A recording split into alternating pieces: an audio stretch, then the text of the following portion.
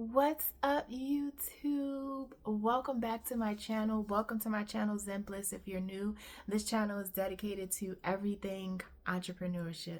So let me get into it because I want to share some things, some encouragement that I got for myself a couple of days ago and I wanted to share it. So I'm a new subscriber to this channel called Starter Story, right? And basically Starter Story is a channel that features all type of different businesses, all type of different backgrounds of entrepreneurs, and it allows them to tell their story. It features them and their whole story from the beginning to present, from the time that they had an idea to their high successful, sustainable, profitable companies, right, that they currently have or sold for huge profits. And I've listened to every single story on Starter Story, and let me tell you what it did for me, right?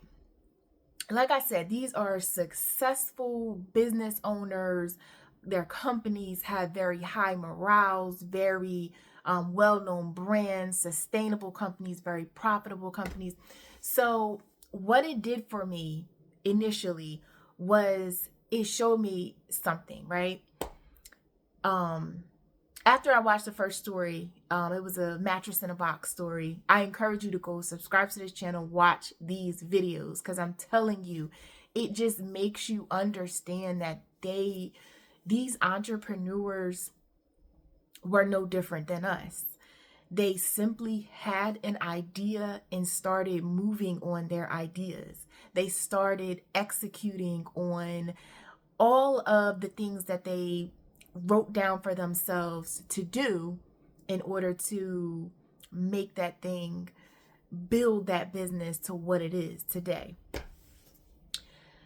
Every one of them had this little bit of delusion that we have sometimes when we have an idea in our head and we have that delusional thought, right, that kind of is like, I can make something out of this. This can be big. This can change my whole life, right? They had that thought. But the difference between like the more successful entrepreneurs, the most successful entrepreneurs are that some of us don't feed that delusion. We stop there. We kind of stop there and kind of think, yeah, that would be nice. And we casually, move along with our ideas or whatever. Without the urgency that we need. I'm saying that, and it just made me think of a quote that one of the entrepreneurs said that I love, that I have to say in this video. His name was Guillaume, and he had an app called Lintless. And what he said was, be patient with the results, but be impatient with your actions. So one thing that they all did was they were impatient with their actions. They were patient with their results, but they were impatient with what they could contribute to those results. What they did was acted immediately. And not only did they act immediately, they acted were intentionally. That's the word I was looking for. So I was so addicted to watching these videos. So I watched every single story that they featured on Starter Story. And once I got halfway through, I'm like, okay, they're all subscribing to these same principles. Like, there were so many different businesses, and even though there were so many different businesses, so many different services, from mattress companies to apps that they were building, to companies that were helping you write your resumes, so many different companies, but they were all subscribing to these same principles. So I wanted to make a video on that, and I wrote down the top 3 that they were all subscribed to. It was like they were talking to us personally, right? And basically letting us know that we're no different, that what it was a seed, it was an idea, and they nurtured it and they watered it, and now it changed their whole lives, it changed their families' lives. So I wrote down 3 things that they were all subscribing to, right, that contributed to their success. Number 1, let me get right into it. Number 1, they all subscribe to hard work. And I think that with social media, not just social media, just media in general, sometimes when we look at a really successful person or a successful business, we are seeing the end result. We don't get the privilege of seeing the blood, the sweat, the tears that was put in behind the scenes. We don't see that. We're looking at the end result, and what it looks like is that there's this new blueprint, and that blueprint is like instant success, and it's not. The blueprint is still hard work, and that is one thing that right off the bat of me watching these videos, like, it just kept jumping out at me. It's still hard work. It's not. And I'll probably get some backlash, I don't know, but I just feel like there's this thing, right, that a lot of people are subscribed to. I've always been a spiritual person, and I feel like everybody is really getting into and indulging into spirituality, right? And everybody is getting into manifesting and speaking things into existence and visualizing and prayer and things that matter. But at the end of the day, the hard work should take the front seat. The most important part is the work that you actually put in, right? So the thing is, even the scriptures, if you subscribe to the scriptures, says that faith without works is dead. And to me, what that says is that all of those things that take faith, the manifesting, the speaking things into the existence, the prayer, that is all faith based. And so what even the scriptures say is that all of those things without the hard work behind it is dead.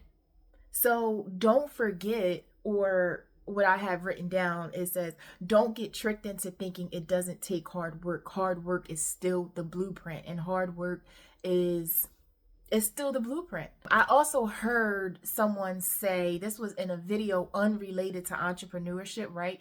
But he was saying that how our lives, the lives that we live, the things, the quality of life that we live, the things that we have and everything is a direct reflection of how hard we work. And yes, there are certain unfortunate circumstances where, just unfair circumstances sometimes where people are at a disadvantage, right? And they have to work harder to get back to, where someone wouldn't have to work as hard to get to a point in their lives. But basically what he was saying was to really take a hard look at where you are, what you have, the things that, the point in your life that you are, and understand that generally how hard you work is a reflection of all of that, is a reflection of where you are in life, who you have and what you have, who you are, is a reflection of that.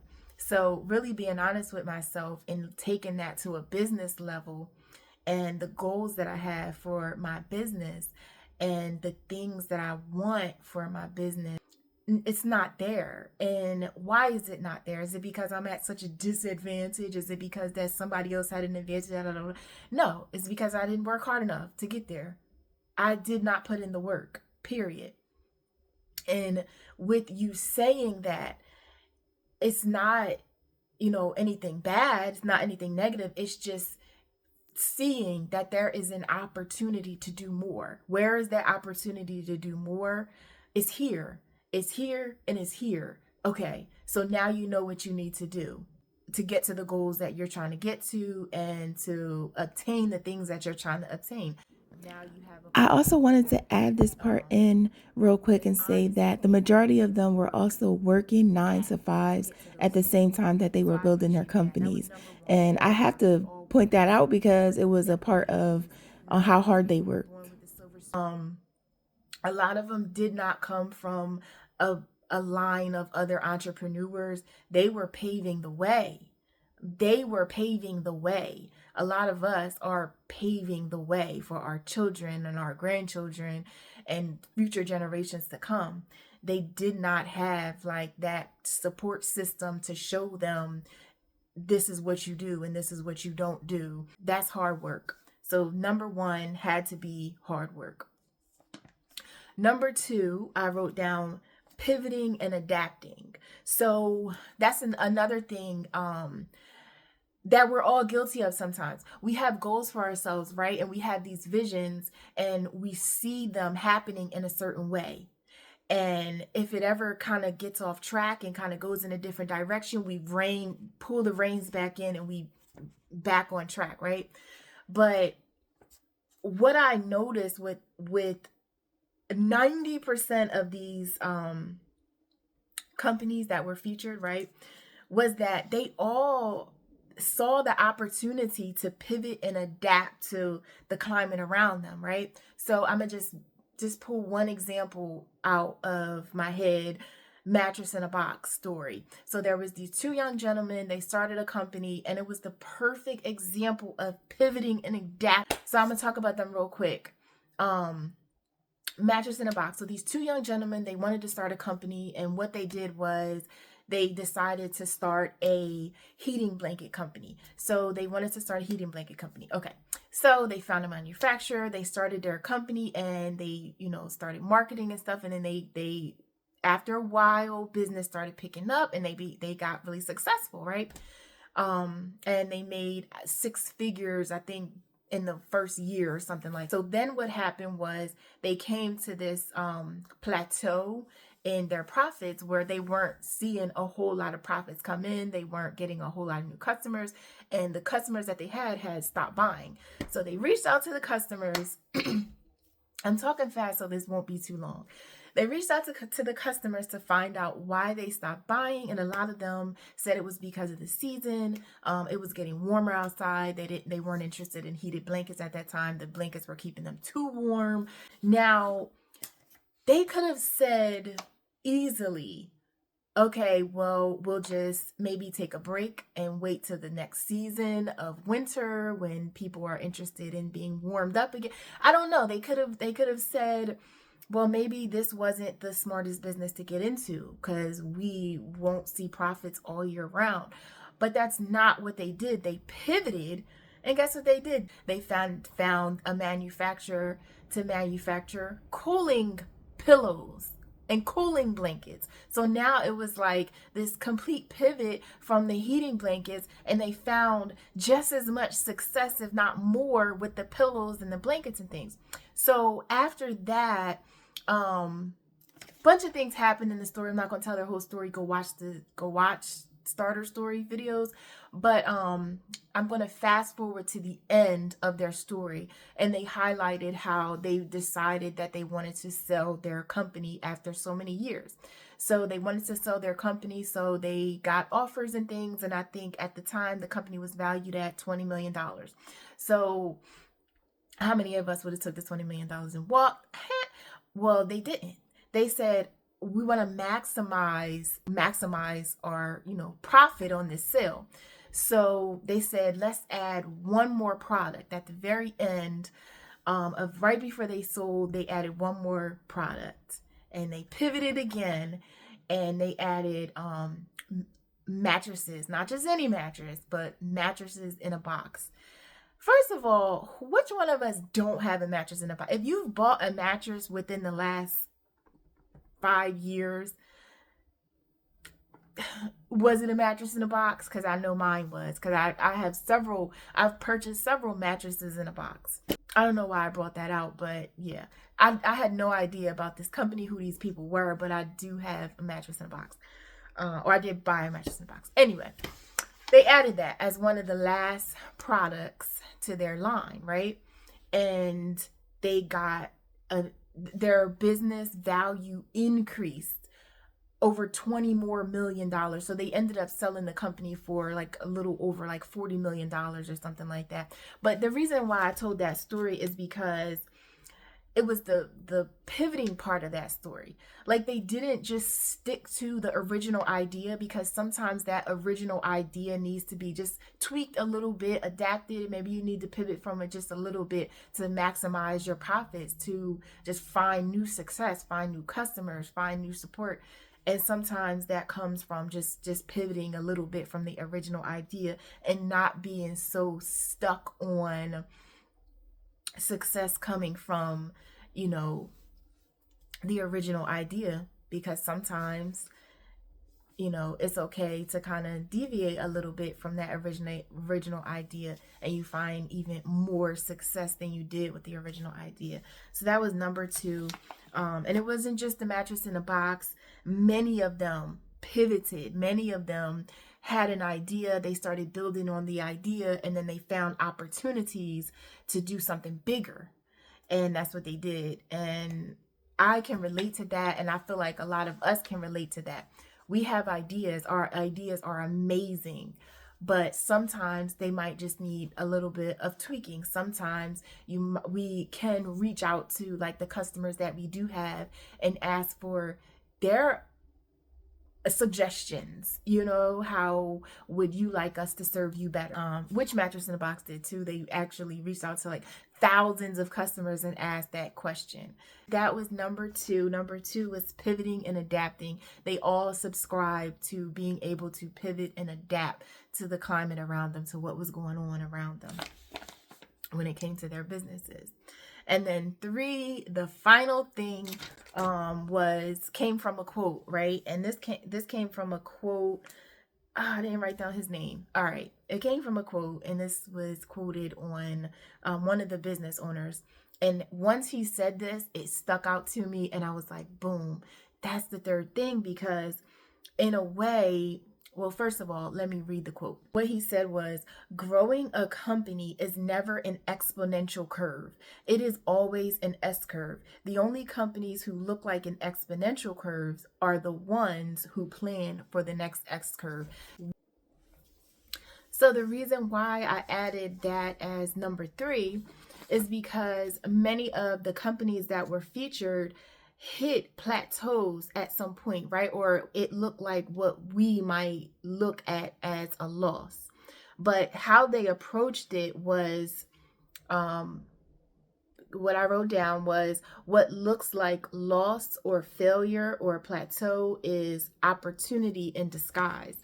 So that's how they faced those challenges themselves. Like, they looked at it like an opportunity for growth.